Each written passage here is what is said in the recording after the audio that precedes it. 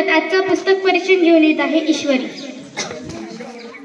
नमस्कार, माझे नाव ईश्वरी अमर राठोड, मी वर्ग 6 शिकते। आजच्या परिपाठांतर्गत पुस्तक परिचय हा विषय घेऊन येत आहे। मी वाचलेल्या पुस्तकाचे नाव आहे चतुर तेनालीराम।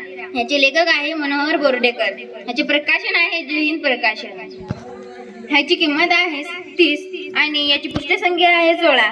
याचे मुखपृष्ठ आणि रंगीत चित्रे पुंडलिक वझे यांनी केले आहे व सजावट आणि मांडणी प्रशांत भारतालय पुणे यांनी केले आहे। या पुस्तकाचे मुखपृष्ठ फारच सुंदर आहे आणि याला रंग भरून सुद्धा फारच छान केले आहे। या पुस्तकाच्या मलपृष्ठावर या टप्प्यामध्ये थोडी माहिती दिली आहे आणि ती माहिती पण खूप छान आहे।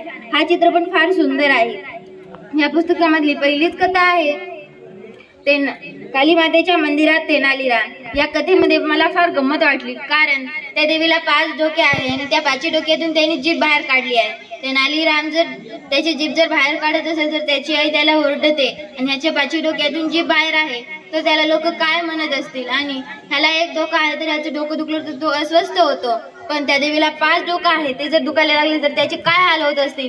यावर तेनालीरामाला फार हसू येतो आणि हे जेव्हा तो कारण त्या देवीला सांगतो तेव्हा त्या देवीला सुद्धा फार हसू येतो।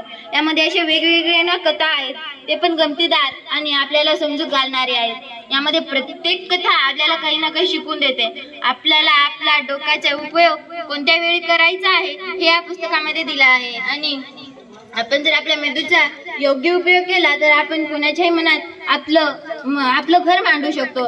जसं की तेनालीरामाने त्यांच्या मेंदूचा योग्य उपयोग करून त्या महाराजांच्या मनामध्ये आपलं घर बनवलं, तसं आपण पण आपल्या मेंदूचा वेगळा वापर आणि चांगला वापर केला पाहिजे।